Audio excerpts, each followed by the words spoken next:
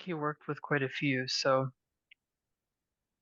um, I know that he was a student of Rupert Spira for a while, um, Greg Good, Scott Killaby. Mm. Um, there's a female teacher that I don't know the name of, but that he worked with regarding the unborn. Gangaji? That which is prior. What's that? Would that be Gangaji? Maybe, I'm not sure. Mhm. I think I remember him saying the name of this teacher a while ago. Maybe it was in an interview that I heard, and I wasn't familiar with the person, so I don't know that it was someone well known, which, given that insight, is probably not surprising. That's not necessarily what people want to hear because it's not understandable. Not that anything else is. So what's the word, Ian?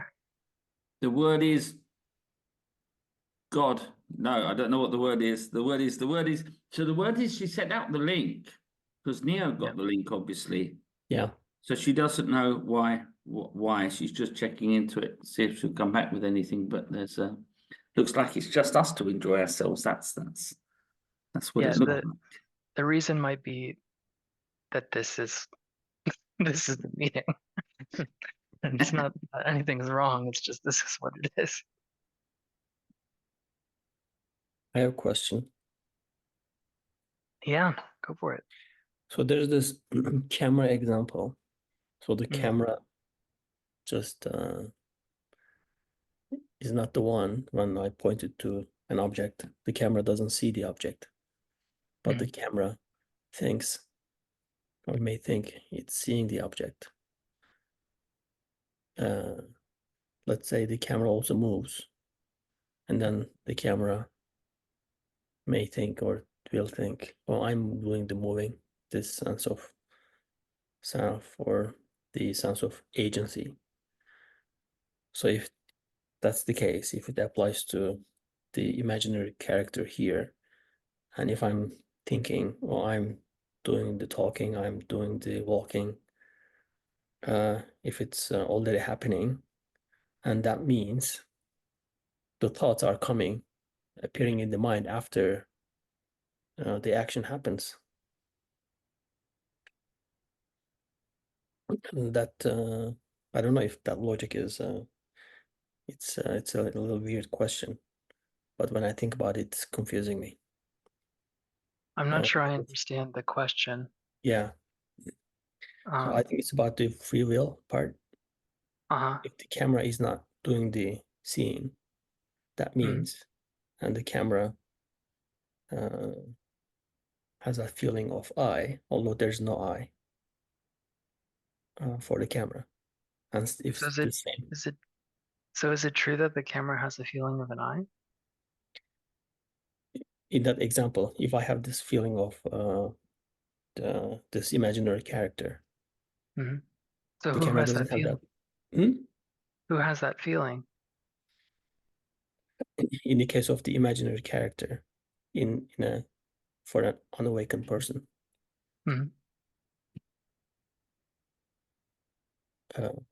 So that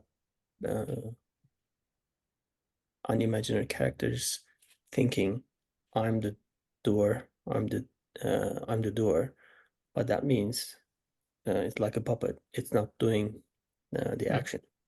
The action is already happening, but the puppet is thinking it's doing it because the mind, the thoughts are feeding the mind, appearing in the mind. It's I am doing it, but that means the thoughts should be happening after the action is happening to validate, to take the ownership of that action.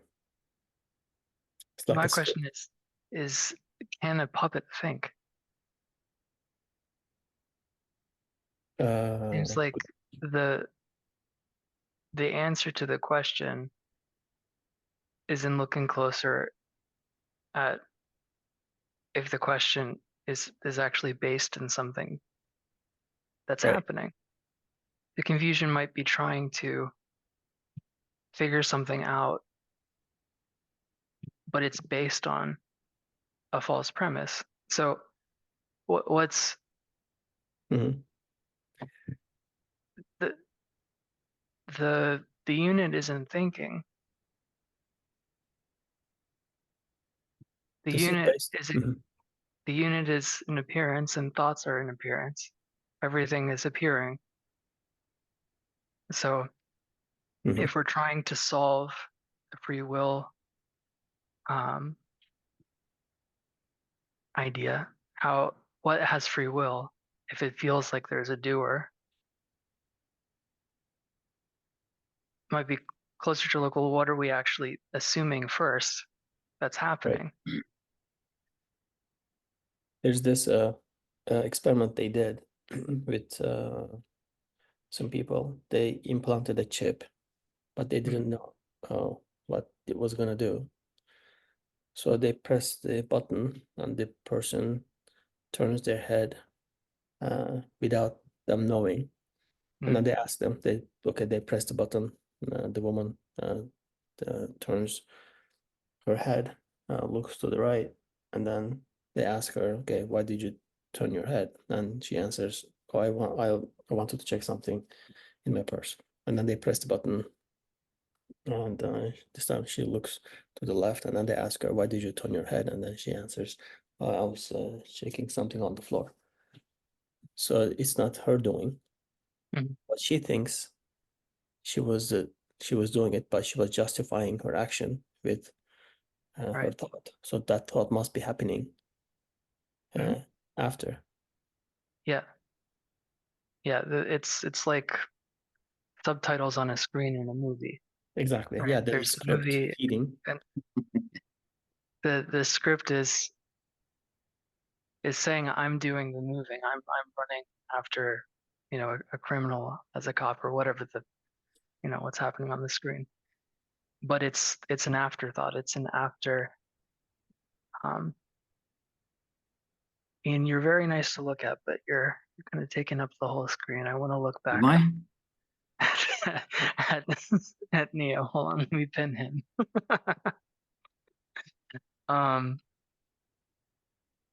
Yeah, it's all an afterthought. So it's the activity of like character patterns, right? It's all about claiming that what's appearing is about someone, but that happens after. That's hand moves and then there's a thought, oh, I did that. But there isn't someone that did that. If we look, we can't find the one that actually made the decision or that the movement is in reference to. It's not findable. It's not there. So what's happening is just there's movement and then there's commentary on what the movement is in reference to. But that doesn't mean that there's actually someone that's doing. That just means that there's a narrative about something that isn't there. So, like an example I often use is if I keep on getting news notifications about crazy stuff that the Prime Minister of America is doing, all these policies that the Prime Minister of America is setting up, and it's going to make a real impact on how everyday life in America is for its citizens. I don't actually have to worry about that news update because there isn't a Prime Minister of America. In the same way, we don't have to worry about how do I do something? How does Neo figure something out? Or how does Bo you know, participate in a Zoom meeting? Right? We don't have to worry about how that works because there isn't actually a Neo and a Bo. In the same way, I don't have to worry about all those commentaries on the Prime Minister of America because there isn't one. So it's just a false reference, as Fred says. Right. Mm. So at that point, in that case, how is science not be able to detect this, that thoughts are actually happening after the action happened? That's I mean, I'm not a scientist, so I can't right. say. Yeah, this is my question that I've been, thinking about. This But that should be I think obvious in that case. it could also be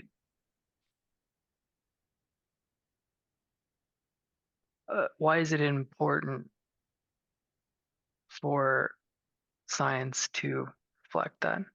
Why do I need that to be verified there? If I can just look at my experience and see that that's what's happening, why do I need it to be, Show it to other people objectively, scientifically. Well, it's objective from a subjective idea of what's objective. So it's not entirely objective.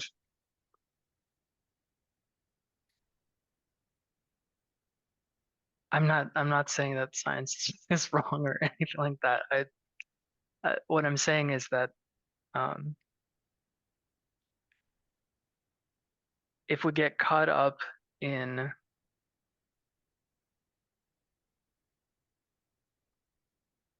this insight that's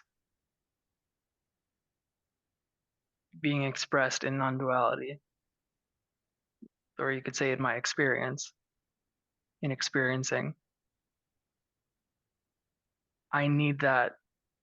If it feels like I need that to be verified through this particular methodology, that I don't know, to make there not be this dissonance between what's being presented in spirituality versus what is being talked about in science.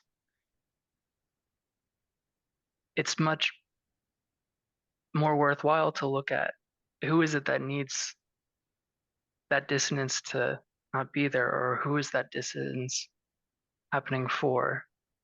Who needs spirituality and science to completely be overlapping?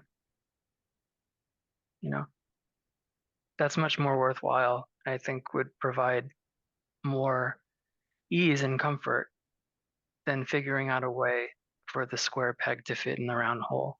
Yeah, I see your point.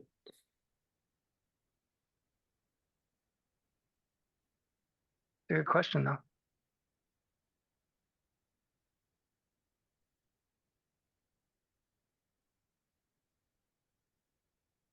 Thank you.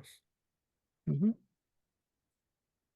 Well, if I may, I remembered seeing scientific research that concluded that after the body moves, after a certain time, then the brain activity is detected. There seems to be a tiny time gap. It's not simultaneous, but the brain activity comes after the event. Mm-hmm. But they have a fancy name for that phenomenon, but I forgot it.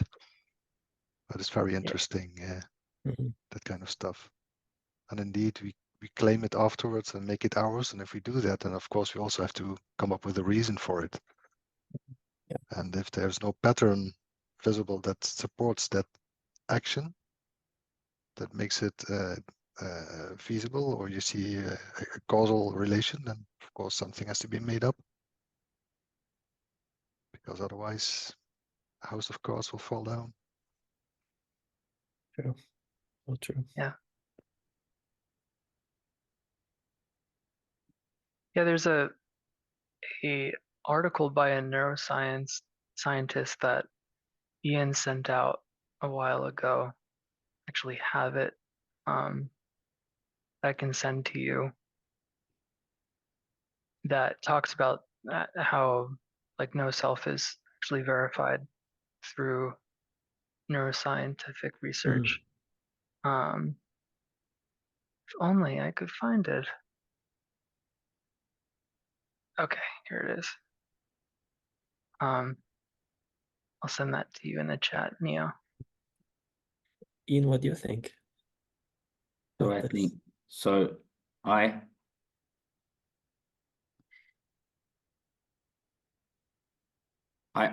was diagnosed with glaucoma about 4 weeks ago, 4 to 5 weeks ago.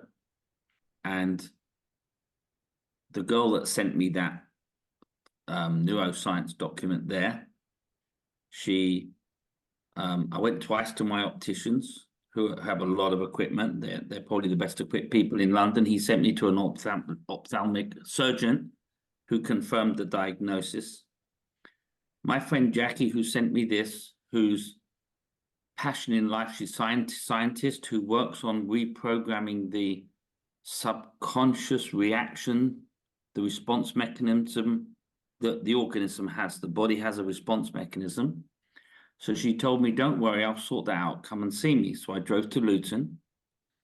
She spent 3 hours with me, and she did lots of things on my eyes. So she opened up my learning modality.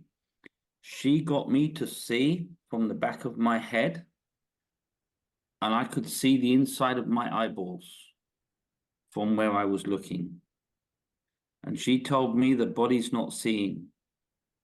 Seeing's happening, and it appears to be going through the body because the light comes in through the eyes that reflects out to tell you, with the conditioning of your personality, upbringing, etc., what to see. It tells you what to see, and that's why it's simultaneous. And in that creation, the mind creates a model. The model doesn't have to be accurate. It just needs to be a model so that the physiologically can navigate the world without getting run over, or can respond or defend itself. So the model could be like, for example, if you're chopping wood, the axe doesn't need to be really sharp. It just needs to be enough to break the wood. So it doesn't need to be the right model, but this model is changing every milliseconds as the brain is generating a new model of a body to navigate in the world. So anyhow, we do some crazy experiments, what I thought were crazy experiments on the screen. I go back to the optician last Thursday, and after another 2 or 3 hours on specialist machines, he's tapping his pen on the table, and he asked me, am I okay? And I said, yeah, I'm fine. He said, because I don't quite know how to tell you this. He said, but something really amazing's happened to your eyes. He said, your pressures are back normal. Your retinal thickness is back to normal. Your peripheral vision is that of a 35-year-old, and your eyesight's improved. He said, I've never seen it. He's 62 years old. I've said, I've never seen anything like this. And he showed, because I've been mapping it for years on the trajectory of certain things, and he showed me the spikes since my last visit when he diagnosed me with glaucoma. He said, I'd never in a million years say now that you were anywhere near glaucoma as a patient. So I explained to him about this girl, Jackie, and the reprogramming and the body's a model that's produced, just a produced model out of what needs to be. So they're going to have some conversations around it. But it's probably the most amazing thing that I've gone through in a week is that transformation, where he was completely lost for words. He'd never seen it in all his medical history that someone with glaucoma in 3 weeks came back and it was just disappeared. So when I called her up and said, hey, Jack, I've got something really exciting, she said, yeah, the guy told you your glaucoma's gone, right? And I said, yeah, how do you know? He said, yeah, because I know. Then she showed me a video of a guy with cerebral palsy who she got to move his hands and fingers by retraining the automatic response system. It's just absolutely mind-blowing. I only went to her first of all about my sugar addiction, and I've sent lots of people there to her, but she's more of a scientist doing testing. But this one with the glaucoma, was, you know, I was looking forward to surgery and possible blindness, and the optician can't find any. You know, I went to him twice and to a specialist in central London. They all concurred that it was all downhill for my sight from here on in. And yet I went back Thursday and he has no explanation whatsoever, which just shows me that when we look for a scientific response, it's like he doesn't even know how she did that. I don't even know if she does, but what she did tell me was the body knows how to grow eyesight cells. It already knows it. It must do, because it grew in the womb and it grew from a birth to an 18, 20-year-old. And at some point, because when I went in to see her first of all, her first question was, do you believe that the body ages and decays as it gets older? I said, yeah, of course. Okay, we need to deal with that first. So because she knows that the eye cells had to grow, and at a certain point it tips over and it starts to age. So she just reset them back to a point where they're starting to regenerate. That's all she did. And she said, to do that, you need to go through learning. And human beings don't like to learn. You'll know that if you try to learn anything new, it's very resistant to learning. So what she's learned how to do is to get you to learn by tricking you into what you're seeing and experiencing isn't real. And what happens then, a learning modality opens, because it needs to know, because it doesn't feel, I don't know this, so I better learn and understand. And in that moment, she's telling me, so I've got these eye drops. They were seriously burning my eyes.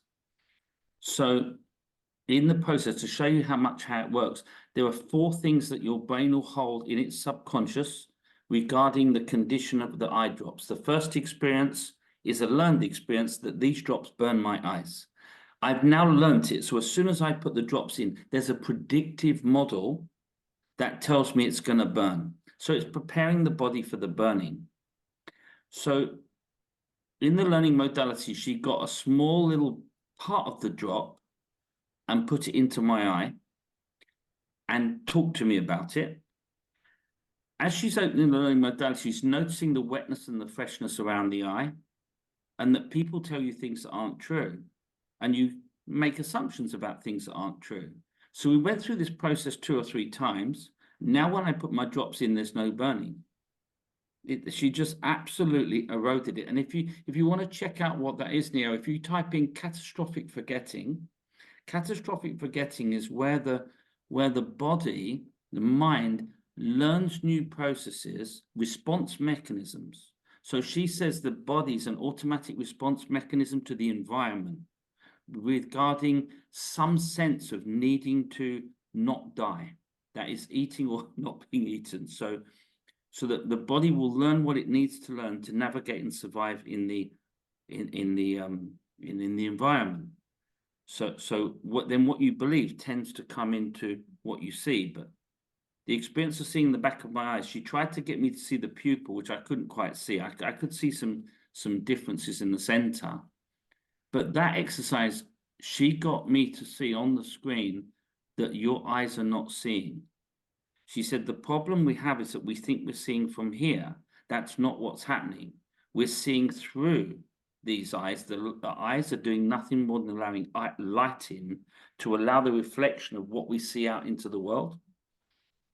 And she had a very scientific view of what I was imagining is all of my thoughts and memories were contaminating that as it grew, that, you know, Ian was left out or alone, or whatever whatever the body had learned to protect itself from suffering or pain, it was putting out there in the world.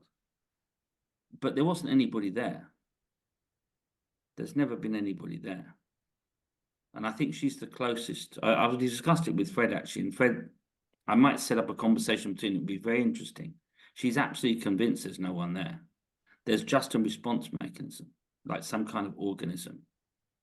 But there's no one in the organism. It's just a response mechanism.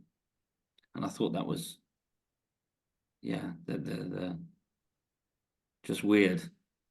Very weird. It was There were some really good exercises that she did. So the other thing she got me to do was I did all my looking out of my left eye and all of my looking out of my right eye.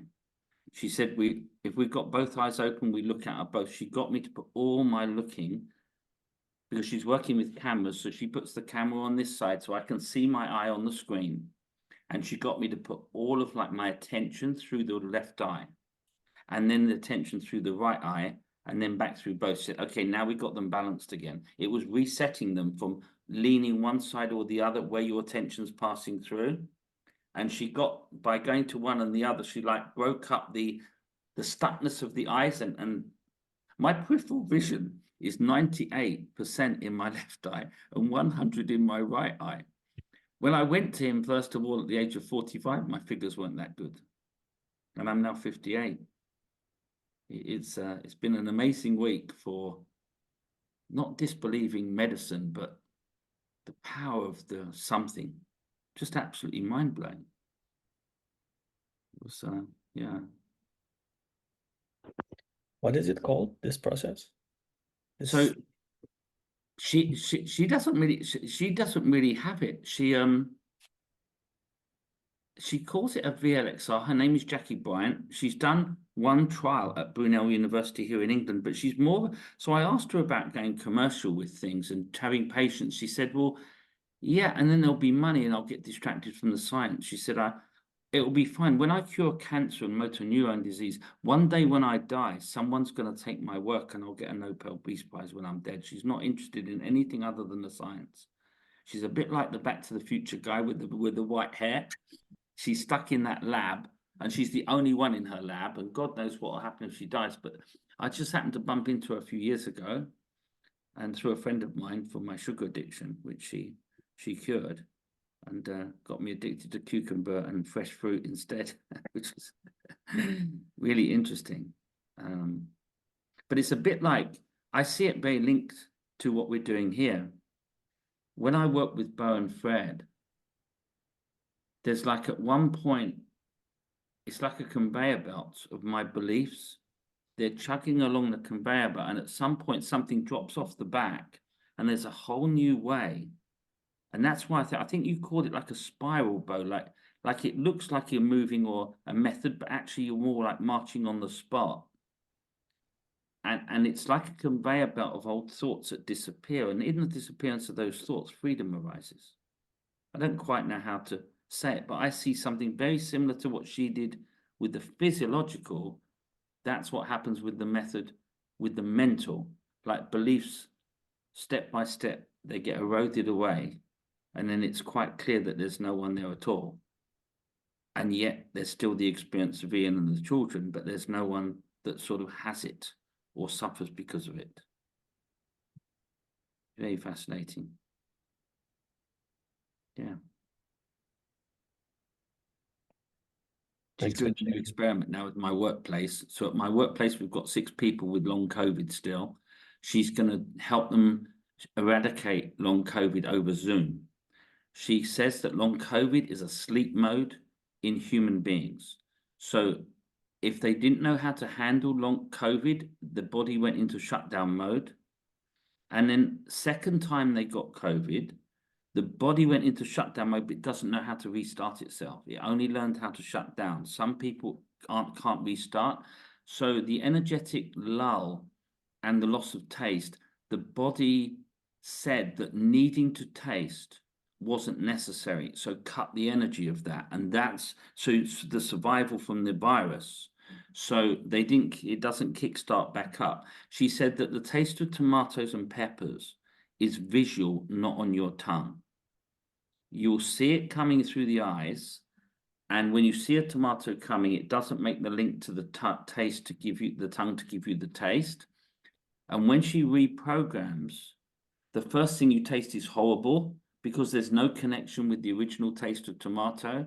It takes 2 or 3 times to connect the taste back to what it was before, and then your whole system livens up. She's had people on the screen who have been in long COVID for 2 years shake and go, wow, what happened to me? Because she just kick-started the engine, like restarting the screen out of sleep mode.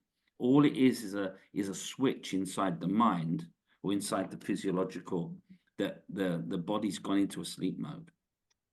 So she's going to do that over Zoom. She can do it face to face, and she's got a phenomenal record. She did at Brunel University. She got 100% success, and it wasn't her doing it. She had to get the university students to actually do it as part of the trial. But now she wants to do it over Zoom, because once she can deliver the programs over Zoom, then she can make notes about how to do it with pre-recordings, and then she can really start to make a difference for people in the world with all sorts of things. Balding. She can do people who can't have babies. She's got all sorts of things on her list she's been working on. It's fascinating. Wow. But really in tune with this, you know, she uses arousal of the sensory system, where we say the sense of Ian. She's saying that's an arousal of your sensory system that knows something. There's a feeling that you know something, like you're being left out, or there's your children, or love, or whatever it is. And then there's the universe is made of knowledge. It's just made of knowledge. There's a knowledge that the mind knows of a word like an apple, but you'll never know the apple. It will only know the word, but it can string together using something that's separate. So there's that sense of separation. And she's got that in a sort of scientific model, which hats off to her, I think. I've never heard anyone speak like that when they talk about arousal systems. She said the trap of humans is we think we've got 5 senses. Actually, we've got thousands of senses, but we've only actually used really 5 of them with regard to. But actually, there's so many senses going on in the background that it feels like there's someone there. And actually, we're just what we see and what we hear. But the senses that fuel it, like, for example, at the we were on a call the other day, and Louise was talking to the marketing people about the team, and she had Bo there and Dennis there and Fred there, but I was the only one in the team whose name wasn't on the list. Now, this physiological person over here has a sense around being left out of things. So all my life, as soon as I feel I'm being left out of something, there's a defense mechanism here that says you need to protect yourself from the hurt. So when the body has that experience, first of all, it hurts, and it doesn't like hurting. So what it does, it protects itself. And then it says, look out for this in the future. So when she went through that list and my name wasn't on it, I couldn't concentrate in the meeting. I had to go back and say, why wasn't I on the list? And it's really interesting to see how quickly the Ian unit, Ian came back into being as Ian was left off the list. Like there was some suffering here about this list, about the list that was on the screen. But these senses are they're a learned model that they're not a real model. They're like a model that you navigate, like a map you can navigate the world with. So when I come up against being left out or not being good enough, or then something happens and it gives you a sense of something's wrong here, and then the suffering, you imagine then what should be happening in order to fix where the suffering came. Like if you try to know temperature, you'll only know temperature by saying hot and cold. And as something becomes more hot, it must become less cold. And as something becomes more cold, but you can't know temperature in the same way you can't know length. Length means nothing. Temperature really means nothing without any hot or cold or any parameters to give you existence. So this comes into existence, this feeling, through some kind of like automated. I suppose I saw it more when I saw my looking from back here through the eyes. And it's not that I was there. It's like the arising of the experience of being left out. Not that there was an Ian being left out, but I could so see it because I've started to see from back here instead of from here. Because from here you see out. From back here, the body's in front of what you're seeing. It's like when you talked about the camera earlier, I actually got back to what you were saying. They're going, well, yeah, I can so get that these eyes are nothing more than like the light portals to a camera. But to see the back of my eyeball looked like Fred's bubble of self-reflection. You know, that sort of, because she asked me, what do you see? And I said, oh, I see all sort of like glittery, colory, blurry, glassy things. And she said, oh, that's the back of your eyeball. Because the light comes in through the center and it shines back out. It was, yeah, it changed my whole perspective on sight and experience. Wow. Mm. Now I can fix the word of glaucoma. I tell you what, baldness for men, £25 a month, guaranteed me. She said, I guarantee I can get people's hair growing easily. But why do I waste my time doing that when people are dying of motor neuron disease? I said, because we can get £25 million a week by putting £25, and she's just not interested. But yeah, she's aging, turning back time, healing organs that have decayed. It's all possible. It's all possible by programming reprogramming. Basically, I'll tell you what it is, Bo. It's the beliefs. She's changing beliefs using the learning, overwriting beliefs. And what Fred's doing in the teaching is there's no Ian suffering. And once that's learned, that, wow, it's like a learning, but it comes from a different place. The insight model, I think Bo would say, when you have an insight, you learn something new that wasn't known. And in a way, you're not learning something new, you're getting rid of something that was false. Yeah, I wouldn't say that you're learning something, you're unlearning something. Unlearning something. So when you were talking earlier, I forget what exactly you were saying, but it's not that insight is gained. Insight is the absence of a belief that's held on to or fixated on. So it's like you don't actually have to do anything to see that the eye isn't seeing. You just have to look closer at that belief. In the same way, you don't have to do anything to see that the body's not what's experiencing. You just look closer at that belief and see that it's the basis of it is untrue. That's what I was saying about a puppet can't think. Like the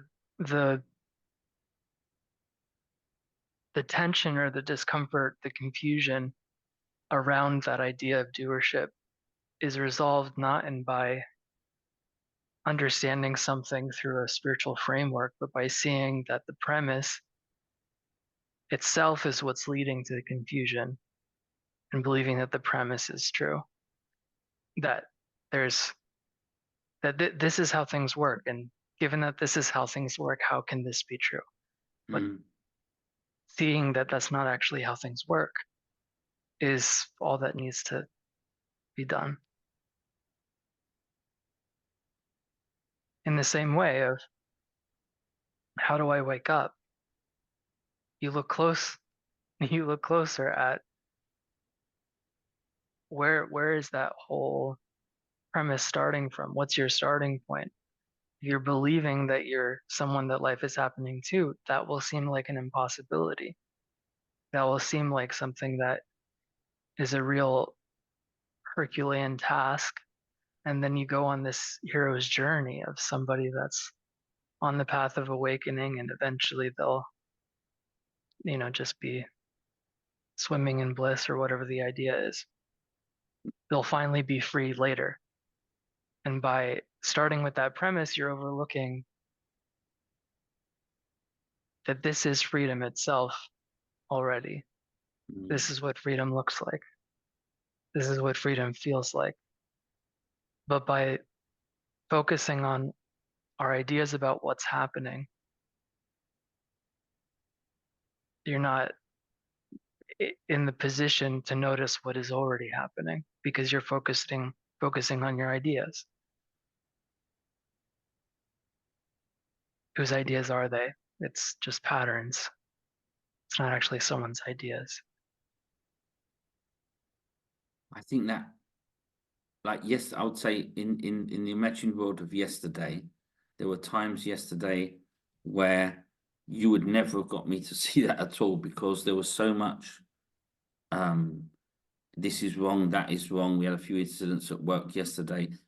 It seems in those moments, I'd never quite see that. After a while, I seem to calm down really quickly, and then I can see what you're pointing to now. But at the time, it felt like I was being pulled like into something.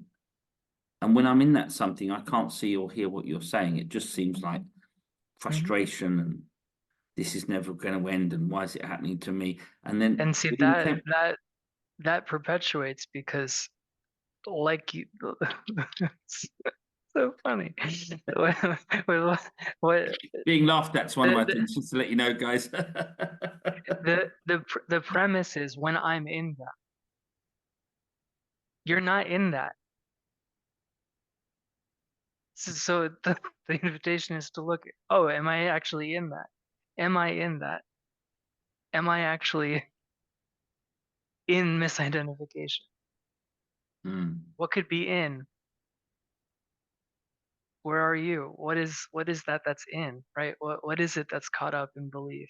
Like looking closer at that, just the foundation of when I'm in that, there's no one in that. It's just how oneness is appearing, and it's believing that it's Have an you ever appearance left within your one. car with the handbrake off on a hill? You turn around and it's going down the hill and you're chasing it. Yeah, That's how it feels to say, hold on, as you're chasing your car, you're trying to get, am I really, you're just chasing the car. You're so chasing the car down the road to try and stop it. The thought of, am I in this or not in this doesn't even occur. It can't occur. right. I'm too trying to chase the car in the dream that I shouldn't have left the handbrake on, and I don't have a chance. It seems in here, in this quiet space of the Q&A. But when your car's rolling down the hill and you've got to chase it. Right. So, but does that mean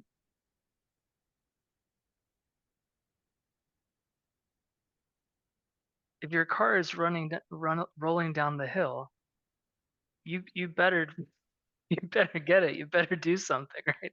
Because then that could lead to, you know, destruction. But that doesn't require believing the narrative that responds. That's not the requirement. The unit is just going to do what it's going to do.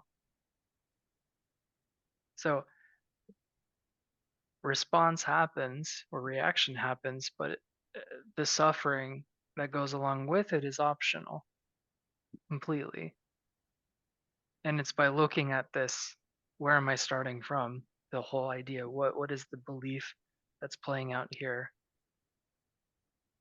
Because Fred and Betsy said the other day, they said that whenever there seems to be some Fred or Betsy sharp, they just don't say anything to each other, and 15 minutes later it's all past. Now I'm thinking that's not a bad model. Not a bad model at all, because once you step into that, then the car can roll further down the hill and you're going further down the rabbit hole. I think that was there was two things actually that Fred said recently that really got me in a wonderful place. One was that, and the second one is the fullness of emptiness. There was something about it being really full. There weren't any gaps or spaces in that emptiness. And there was something about the potentiality of that for everything to show up inside of that. Can't quite remember what he said now.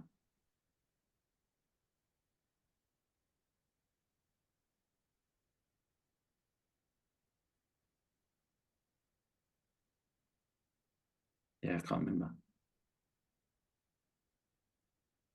If it feels like you're in something, it's believing thought. It doesn't mean that you're actually in it. Isn't that basically what Fred would call unit overwhelm? Because, you know, I started meditating because I wasn't very friendly at home. We had small kids. They were annoying me all day, and I was angry all day, and the atmosphere at home wasn't very good, and there was just no awareness of my own behavior. And at a certain point, my wife said, well, it's has to be changed, because otherwise, this is no fun. I'm angry all day. Everything the kids do, how kids are, they spill the milk, for example. Every morning with breakfast, they spill the milk. And I was already angry when I sat down at the table, because I know they're going to spill the milk. So I was ready when it happens to react to that. So that had to change. And I went on one of those Vipassana courses. I don't know if you know them. What was that? Say that thing again, Dennis. I didn't hear that. It's a Vipassana. It's Goenka. He's a teacher. He passed away in the meantime, a long time ago, I guess. But it's a very rigid retreat, 10 days of noble silence and 100 hours of meditation. But it's not about that course. It's about, you start developing a muscle, because you meditate and you start observing yourself. And in the beginning, it's only on the cushion that this observing is there. But later on, it starts to translate into daily life as well.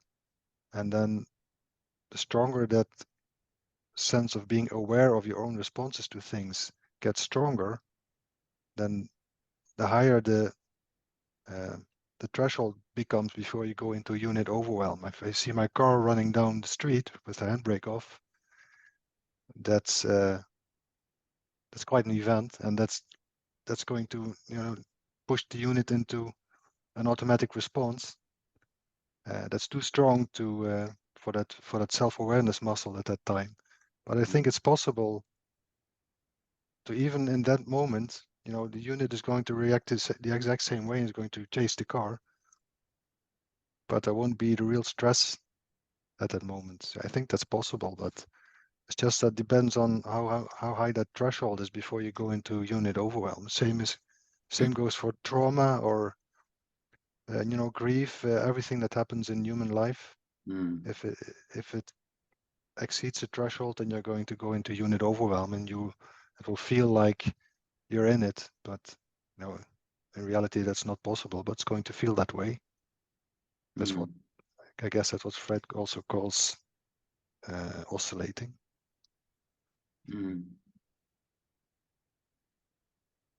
And by the way, the behavior did improve, so I'm still with my wife. That's good. This was a long time ago, and I don't meditate as much anymore. Basically, partly because of Fred, because it's become very obvious that it has its benefits, but it wasn't going to yield the result that I was hoping, like this explosive awakening. Afterwards, going to be floating around on a cloud of bliss, making everybody around me jealous, and of course me very special. So Fred helped me get rid of that image and get the focus back onto what's here right now. And that's probably one of the biggest takeaways, not focusing on anything that's never going to happen anyway. It's possible, but even if it happens, it's not a goal worthy of pursuit, because one of the things not. that I think is really worth from what you said there, Dennis, is like in the lady again with the programming, she has to video her clients at the start to say, for example, I'm a sugar addict, because after 6 weeks, because she's taken away the thought of being a sugar addict, they will be absolutely convinced that they were never a sugar addict. And I think that happens in this teaching. If I went back 2 years to the time I met Fred, I think I've been eroded, that the sense or the sensory has been eroded away. But there's, if you took me back, I probably wouldn't even recognize the person talking or the energy coming off them to now. I think that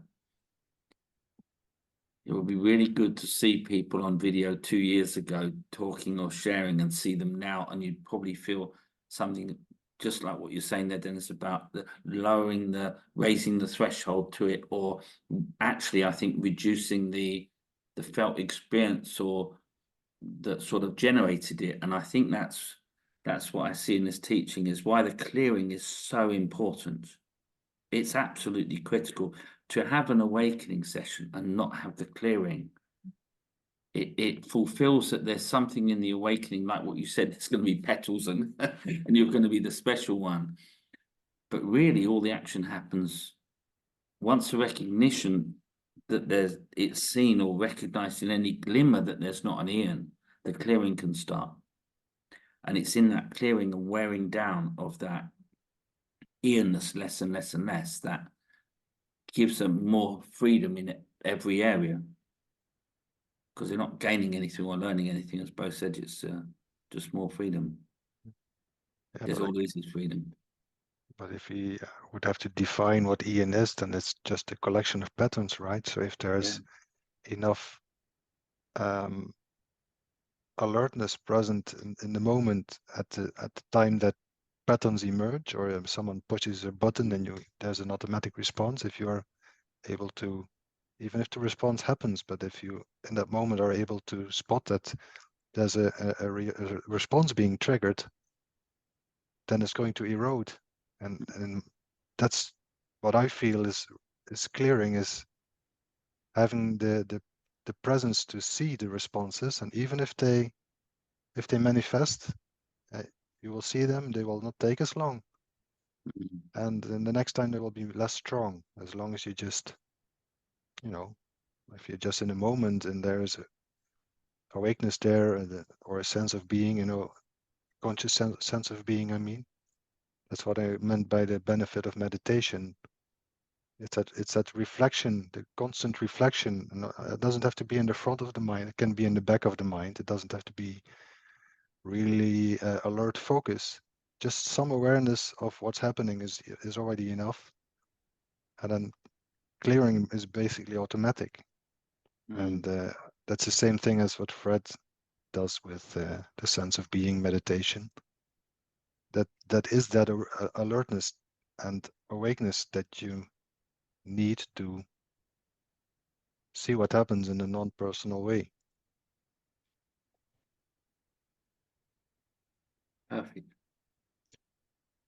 So I'm picking up meditation again because it does support that process.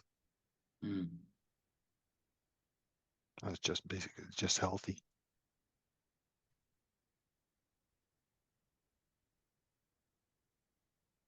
You have any other questions, Nia? Let me check my list there.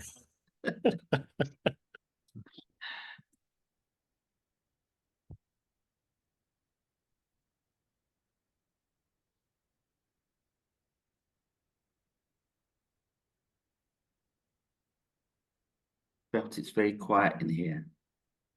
This view of Fred's living as true nature, I experience it to be more like this. This is what I had as an expectation of that group, as opposed to the satsangs. More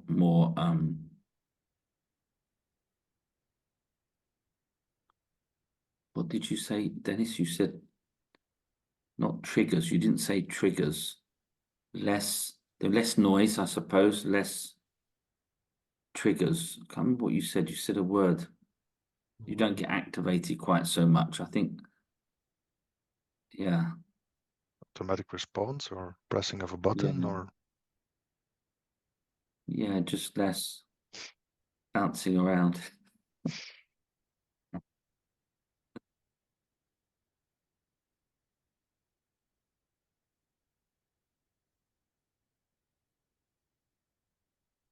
I would say that this process, this maintaining some sense of awareness of what's going on, supports the clearing process.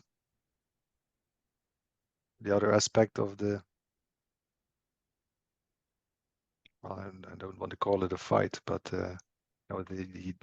if there is effort into progressing on the path, so to speak, then there's also this notion of everything that is an experience that has a beginning and a middle and an end is not me. I am that which gives space to everything that is arising. I am that which, it's not completely true, but that with which witnesses everything. And at the same time, the human experience is just all the time there. So there's this contradiction or paradox constantly in consciousness, like this is happening, feels like it's happening to me, but it's not. It's like a movie playing before my eyes, and it's not really touching or affecting me. And that's also something that I've been struggling with for a long time, especially if big things happen in life that are really intense, and then this contradiction or paradox becomes very tough, and you get challenged to try and apply that absolute view of life to apply it to life. But as Fred always says, it's not possible. But it's a very strange place to be, because the unit will try to use it as a coping mechanism. Something bad happens, for example, and you can easily go into, well, it's not me, the person never existed anyway, or it's just a movie, but it's going to interfere with the unit processing what happened and, grieving or whatever is necessary to process that event. And that's a very strange place to be. It took me a long time, and I'm not going to say that I'm there. I'm just learning to let it just be there at the same time and don't worry about it. I mean, the experience is what it is. I don't have to choose. I don't have to, there's no right or wrong. There's no good or false. It's just what it is. There's this and there's this, and that's the end of the story. And sometimes one part takes the front stage and sometimes the other part. And that's just the way it is. I feel like that's where compassion comes in. Because when we're holding on to that absolutist view, that, I mean, really it's a aversion response wearing spiritual clothing. There's nothing happening, and therefore the emotional response that's coming through the unit is somehow not based in truth, or it's not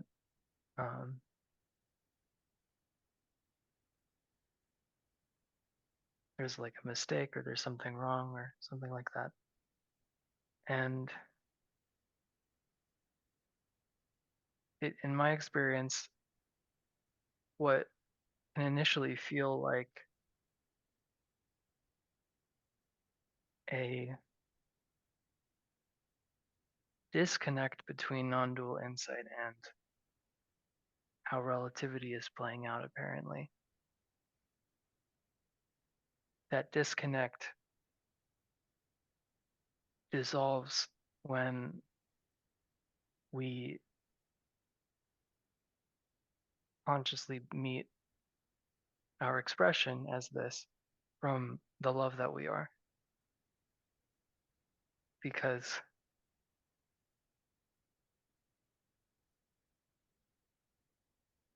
given that this isn't happening to or for anyone, and given that whatever is arising can't actually define what we are or touch what we are,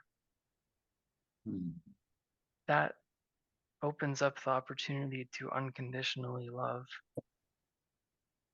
what's here and embrace what's here. And really, it's not a choice that then leads to something. It's just aligning with what's already the case. You're already embracing this as what you are, as the love that you are. And so if it feels like there's a disconnect, that quality of love is just being overlooked or denied. And really that happens out of fear of intimacy, because this is you. You're not separate from anything. There isn't anything outside of you to be separate from. And that that negating, that putting away, that holding at arm's length, that the tendency to take the absolutist view is coming from is just a way to not be with what is as what is. There's we cope with the absolutist view because the narrative is painful. But if we look closer at what's actually here, nothing in the narrative is actually here. There's just what is. There's just this radiant aliveness. And there isn't anything wrong. There isn't anything broken. There isn't anything missing. There isn't anything that needs to be resolved. Even if there's emotion playing out that's difficult. There's been a lot of grief coming up in this relative life. So my grandma is at the end of her time here and has been for a while, and I'm caregiving for her, and it's very difficult emotionally. But I'm not able to effectively process those emotions if I'm viewing the relative experience as something that's actually inconsistent with non-dual insight. There's only non-duality, so that's if it feels like there's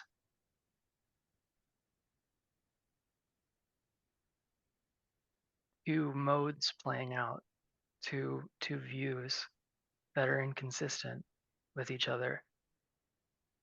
Like we were saying at the beginning, the invitation is to look closer at what are we presupposing to be the case.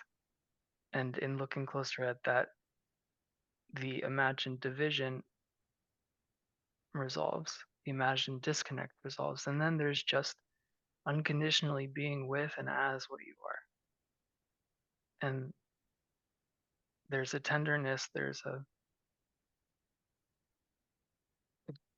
gratitude,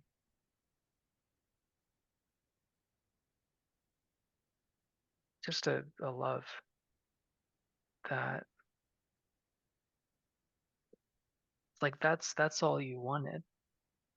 All you wanted was to see that the rope isn't actually a snake. All you wanted was just to celebrate the playfulness of sometimes seeing the rope as a snake, but honoring the ropeness of the rope. To use that metaphor, it's the suffering is based in I know what this is, and even further than that, that there's someone that this is appearing to and for. But all the ideas of, this is a difficult situation, it should be different. That there's a mistake or this emotional response isn't based in true insight. I mean, on one hand, that there's some validity in that because it's not the conditioning that wakes up, or it's not the conditioning that sees clarity. There's clear recognition. But really, that suffering, that resistance, what that's inviting is,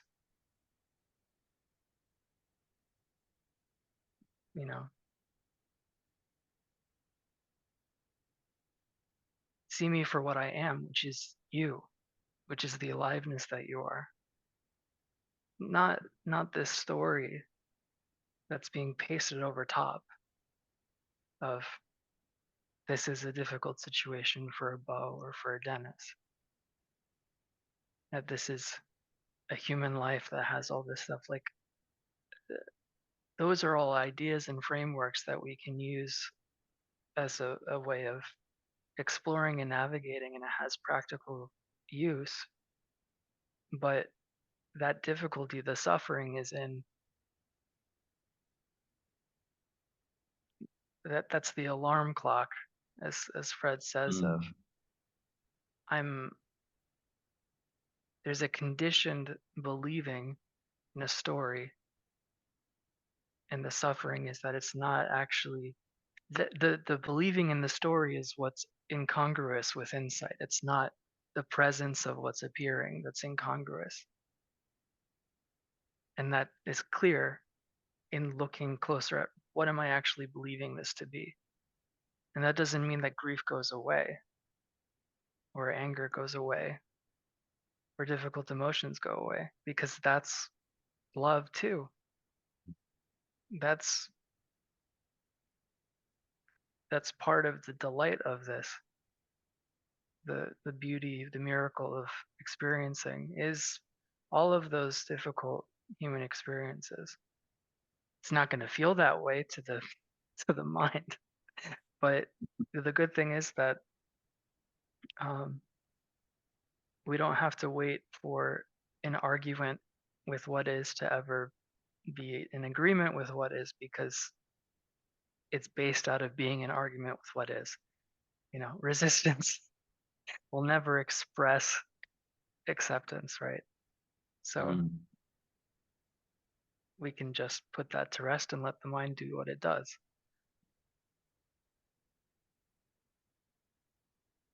And what the mind does is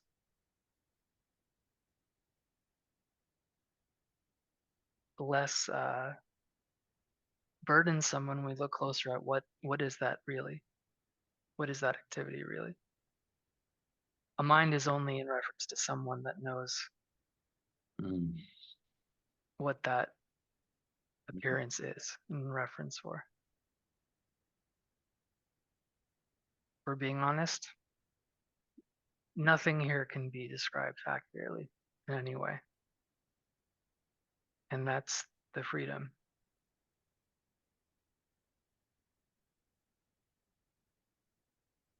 This is taking care of itself, and sometimes that looks like having an emotionally difficult experience.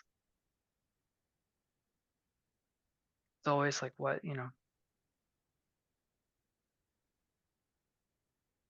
is the invitation here?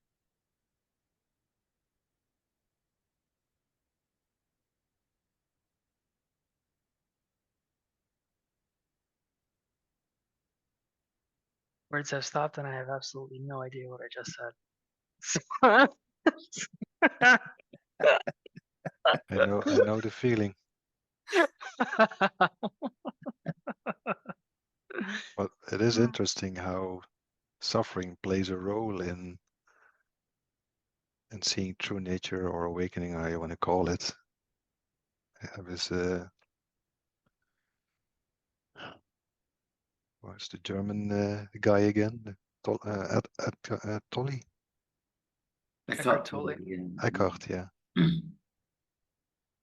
He woke up in an extreme moment of suffering when he was completely rock bottom,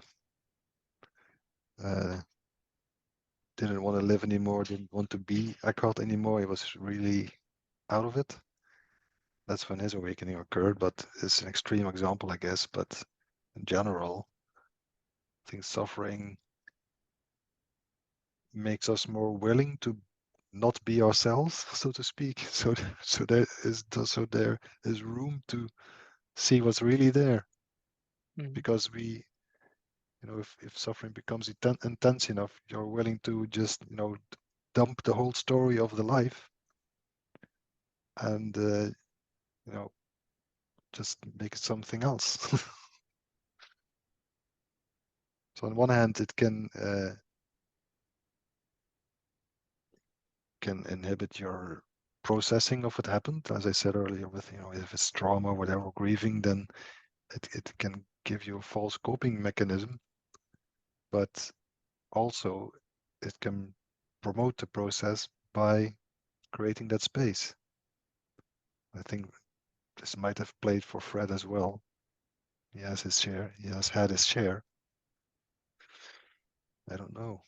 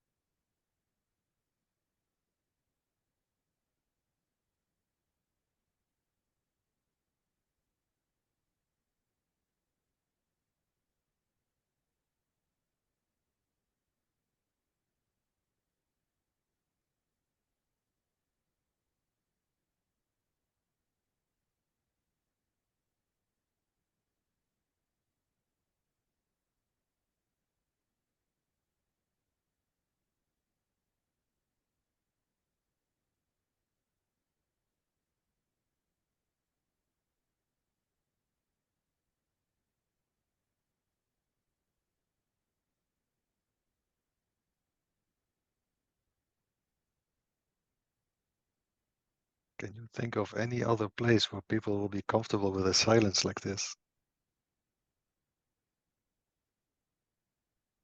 I love it. I don't know any other place.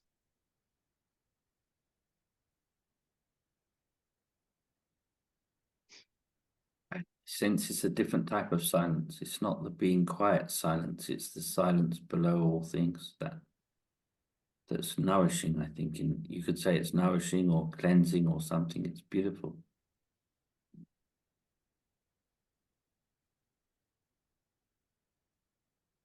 Thank you, guys. Yeah. Yeah, thanks Great everyone. session. Thank you. Yeah, I enjoyed it very much. Yeah. Thanks for showing up, Neo. Well, thank you guys. And nobody else joined us after, so Yeah. so this was it. This was supposed to be this way, Yeah. I guess. Yeah.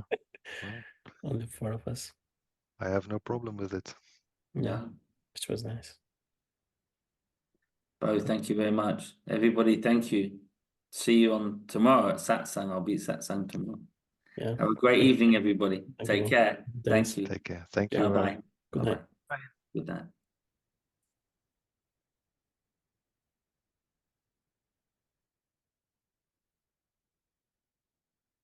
Bye, Bo.